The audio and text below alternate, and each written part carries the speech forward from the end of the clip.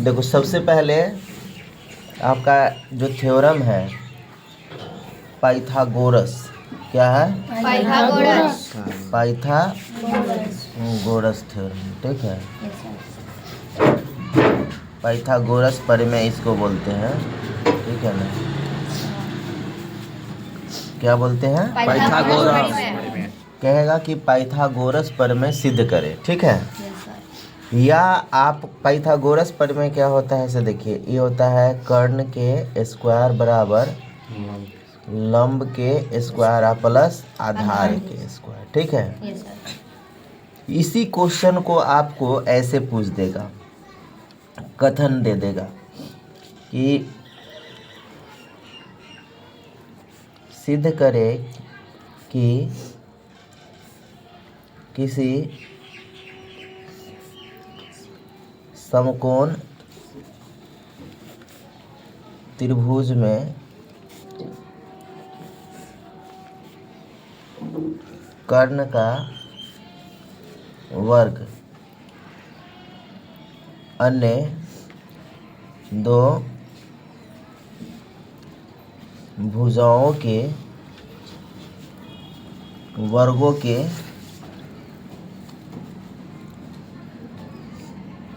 योगफल के बराबर होते हैं या होता है, ठीक है। सवाल कह रहा है कि सिद्ध करे कि किसी समकोण त्रिभुज में कर्ण का वर्ग अन्य दो भुजाओं के वर्गों के योगफल के बराबर होते हैं, ठीक है। ये सिद्ध करना है। ये कर्ण का स्क्वायर बराबर लंब के स्क्वायर, मतलब कर्ण एक भुजा हुआ और ये दो भुजा हुआ ना, दो भुजाओं के वर्ग, वर्ग का मतलब स्क्वायर, ठीक है, पावर में दो दो, तो इसके वर्गों के, दोनों भुजाओं के वर्गों के ये कर्ण के स्क्वायर बराबर होता है, ये सिद्ध करके लाना है, ठीक है। जैसे कि अगर मान लेते हैं हम यहाँ पर एक त्रिभुज मानते हैं, ये सीधा और ये सीधा रहे तो समझिए यहाँ 90 डिग्री कोण बनता है, मतलब समकोण त्रिभुज हो गया, ठीक है।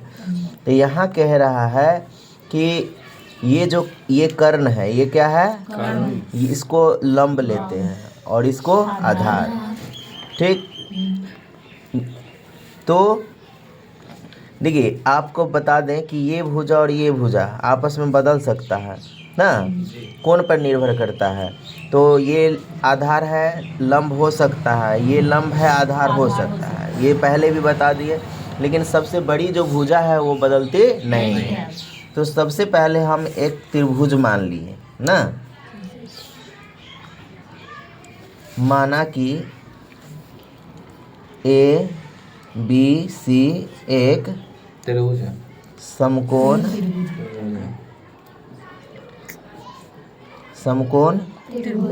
त्रिभुज है, ठीक है।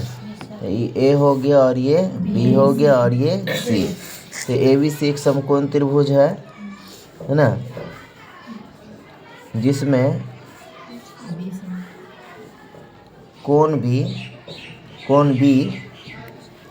समकोण है। कोण भी क्या है? समकोण है।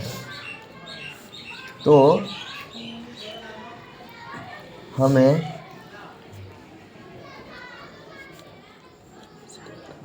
सिद्ध करना है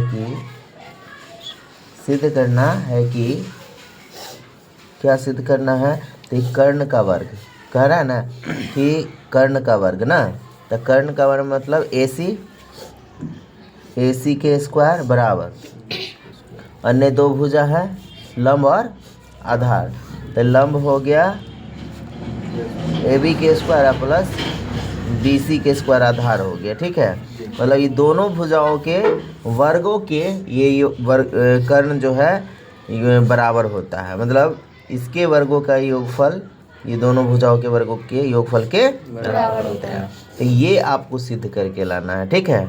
तो सबसे पहले हम बनावट में चलते हैं। किस में चलते हैं? बनावट, जिसको आप लोग रचना बोलते हैं, ठीक है।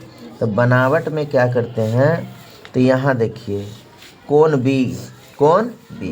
तो आप लिख सकते हैं कौन बी से, कौन बी से एक लंब खींच रहे हैं, ठीक है। कौन बी से भुजा AC पर, किस पर? AC पर। कौन बी से भुजा AC पर, इसको D नाम दे दीजिए, BD लंब डाला, BD लंब डाला। BD लंब डाला, ठीक है। कौन बी से भुजा AC है ना, इस पर हम BD क्या डाल रहे हैं? लंब। तो ये बात आपको लिखना है, ठीक है। तो ये हो गया रचना या बनावट में, क्या हो गया? रचना और बनावट में। अब यहाँ पर दो त्रिभुज बन रहे हैं, छोटा छोटा, मतलब बड़ा लेके 3 हो जाएगा। देखिए ABC तो एक पहले से बना हुआ है, और इसमें देखिए ADB एक बना, और एक बना BDC। तो दो त्रिभुज, दो मतलब बन रहा है छोटा छोटा और एक बड़ा, 3 बन रहा है ना। तो सबसे पहले क्या करना है कि अब प्रमाण हमको देना है। क्या देना है? प्रमाण।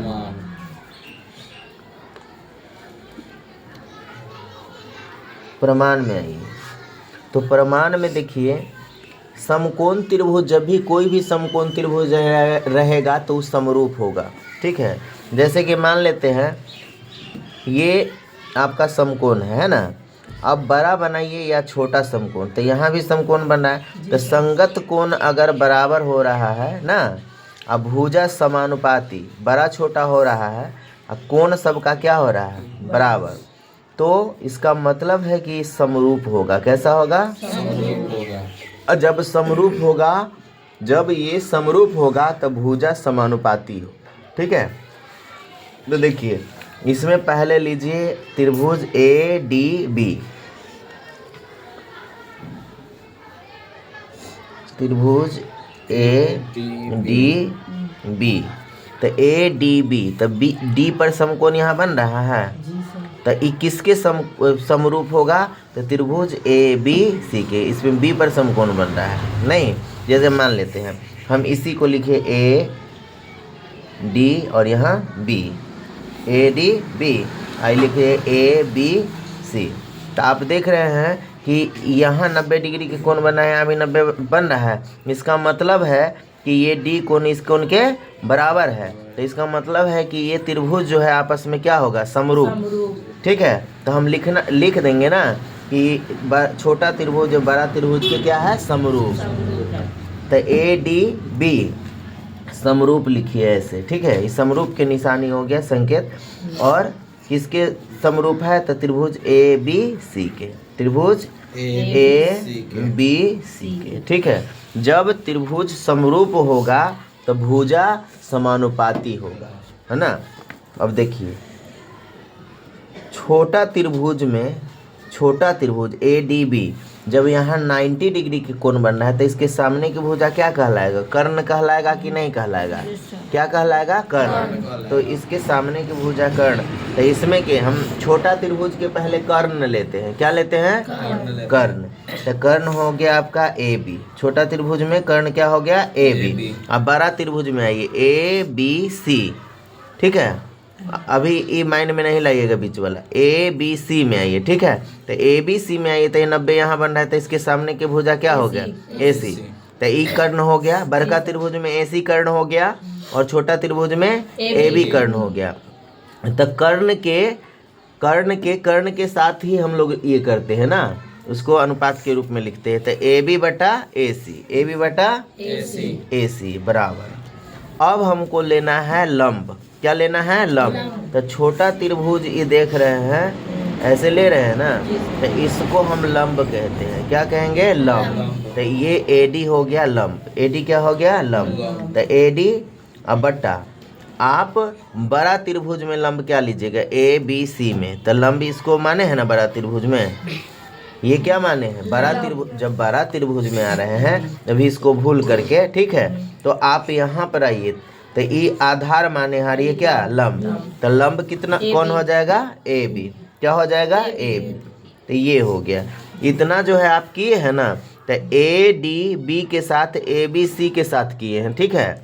अब एक बार और करना पड़ेगा बी डी सी के साथ और ए बी सी के साथ। मतलब छोटा त्रिभुज जो है ना वो मतलब बड़ा त्रिभुज के साथ 2 बार लेना है, एक बार ए डी बी के साथ और एक बार बी डी सी के साथ। ठीक है, तो हम एक के साथ ले लिए हैं, तो पहले हम इसको क्रॉस गुना कर लेते हैं। ए बी को गुना करेंगे तो ए बी स्क्वायर हुआ, और ए सी और ए डी को गुना करेंगे तो ए सी गुने ए डी। इसको मान लीजिए समीकरण ए। ठीक है, अब आइए फिर त्रिभुज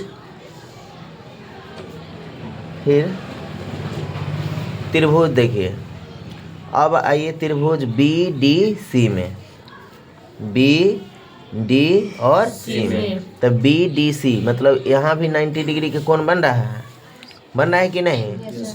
तो 90 इसमें बन रहा है, बड़को त्रिभुज में 90 बी पर बन रहा है, इसका मतलब बड़ा के साथ भी इसका संबंध लेना पड़ेगा। तो बी डी सी समरूप किसके है? तो त्रिभुज ए बी सी के। ठीक है, तो जब समरूप है तो इसका भी भुजा कैसी होनी चाहिए? समानुपाती। कैसी? समानुपाती। अब देखिए यहाँ पर इसमें हम क्या करेंगे, ये जो देख रहे हैं ना, इस पर ये भुजा डाला गया है ना, तो इसको हम क्या लेते हैं? आधार। क्या लेते हैं? आधार। ठीक है, तो आधार लीजिए क्या? सी डी या डी सी। तो सी डी ले लिए, आधार क्या हो गया? C D. अब बड़ा त्रिभुज में आधार क्या हो गया? बड़ा त्रिभुज में आधार हो गया बी सी हो गया। ठीक है, अब आइए, अब छोटा त्रिभुज में कर्ण कौन है? कर्ण क्या है? कर्ण इसके सामने वाला होगा कि नहीं? मतलब छोटा त्रिभुज में 90 यहाँ बन रहा है कि नहीं बन रहा है? तो इसके सामने वाला ये क्या होगा? 90 डिग्री के सामने वाला कर्ण ना कहलाता है, तो ये क्या हो गया? कर्ण। तो कर्ण हो गया कितना? B C. अब बड़ा त्रिभुज में कर्ण कितना है? ए सी है ना, तो यहाँ दीजिए ए सी। ठीक है, अब क्रॉस गुना करिए, तो बी सी को गुना करिए तो यहाँ हो गया B C square. C D A C को गुना करिएगा, ए सी गुने सी डी, समीकरण 2। ठीक है, अब यहाँ देखिए इस समीकरण 1 है और यहाँ समीकरण 2। समीकरण 1 और 2 के संगत पक्षों को जोड़ने पर क्या करेंगे? संगत पक्ष को जोड़ेंगे। ठीक है, मतलब देखिए यहाँ से बायां में ये है, तो ये बायां के बायां वाला के साथ ही जोड़ेंगे और ये दायां वाला के दायां वाला के साथ ही जोड़ेंगे। समझ गए? तो यहाँ ए बी स्क्वायर है, तो यहाँ दीजिए ए बी स्क्वायर। क्या दीजिए? A B square. और प्लस क्या दीजिए? B C square. ठीक है, संगत बायां के बायां वाला के साथ ना जोड़ेंगे। अब इधर देखिए, ये देख रहे हैं, यहाँ लिखेंगे ए सी गुने ए डी, ए सी गुने ए डी। अब इतना को इतना के साथ जोड़ेंगे, ये देख रहे हैं ना, यहाँ लिख दिए। अब प्लस के चिन्ह देंगे और फिर लिखेंगे ए सी गुने सी डी, ए सी गुने सी डी। अब यहाँ पर हमको इसको सिर्फ उतारना है, और यहाँ देखिए ये पूरा में देखिए कौन मिल रहा है? तो ए सी मिल रहा है, यहाँ भी ए सी, यहाँ भी ए सी है। ए सी आप कॉमन ले लीजिए, ए सी क्या ले लीजिए? कॉमन। दोनों जगह से निकालिए तो अंदर में बच जाएगा A D plus C D, A D plus C D बचेगा। अब आप यहाँ ध्यान दीजिए, इतना ए डी है ना, इतना क्या है? C D. तो ये देखिए इतना और इतना को, मतलब आप A D plus C D के बदला ए सी लिख सकते हैं कि नहीं लिख सकते हैं? मतलब इतना और इतना, जैसे अगर मान लेते हैं हम कोई एक भुजा दे रहे हैं, जैसे ध्यान दो यहाँ पर, अगर ये 2 है ये 3 है, ठीक है, तो ज़रूरी नहीं कि हम 2 + 3 ही लिखें, हम इस डायरेक्ट 5 जोड़ के लिख सकते हैं कि नहीं? तो उसी तरह ए डी और सी डी ये दोनों को मिला करके हम क्या लिख सकते हैं?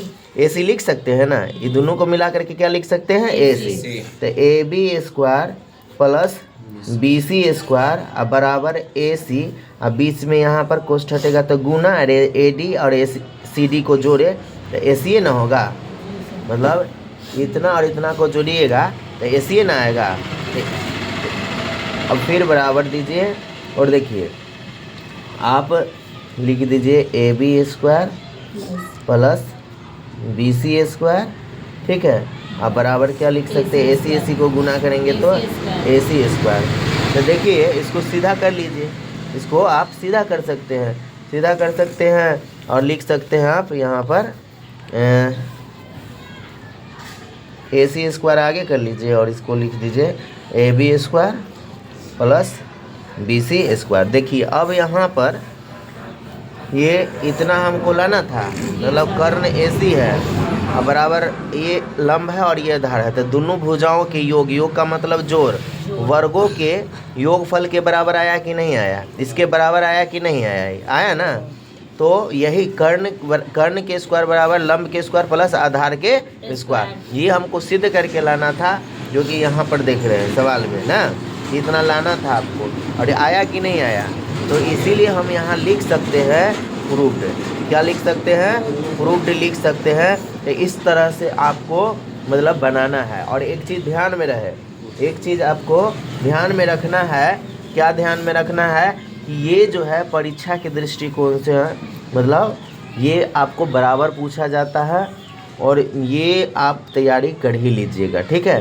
तो इसको दो तरह से पूछा जा सकता है, एक कहेगा पाइथागोरस परिमेय सिद्ध करें, पाइथागोरस परिमेय सिद्ध करें, और एक कहेगा इन कथन नहीं दे करके यहाँ पर ये दे देगा, सिद्ध करें कि किसी समकोण त्रिभुज में कर्ण का वर्ग अन्य दो भुजाओं के वर्गों के योगफल के बराबर होते हैं। तो ये सिद्ध करना है। तो आप पहले मान लीजिएगा कि माना कि ABC एक समकोण त्रिभुज है, कोण B समकोण है, तो हमें सिद्ध करना है कि AC² बराबर AB² प्लस BC², ये सिद्ध करना है। तो आप इतना करके फिर बनावट में चलिएगा, बनावट, तो बनावट में ये भुजा आपको रचना करना पड़ता है। तो यहाँ से लिखे, यहाँ मतलब कोण B से भुजा AC पर, भुजा AC है ना, तो इस पर BD क्या डाल दिए, लंब डाल दिए, तो ये लिखे हम। उसके बाद जो है यहाँ 3 त्रिभुज बन रहा है ना, 3 त्रिभुज, हाँ, एक बड़ा और 2 छोटा। तो 2 छोटा छोटा को किसके साथ मतलब ये कर लेना है, तो ABC के साथ कर लेना है ना। हाँ, एक बार लेना है ADB और ABC के साथ लेना है, ठीक है। और एक बार लीजिएगा BDC और फिर ABC के साथ ले लेना है, समझ गए। तो इस तरह से आप जो है इतना ला सकते हैं। और ये जो है तैयारी आपका अच्छा से होना चाहिए, 1-2 बार प्रैक्टिस करिएगा, सही मतलब आ जाएगा, क्योंकि थ्योरम है और 1-2 बार बनाइएगा तो आसानी से आ जाएगा। या किसी प्रकार के आपको फिर से दिक्कत हो रही है या प्रॉब्लम, तो आप क्वेश्चन कर सकते हैं या पूछ सकते हैं, ठीक है। चलिए।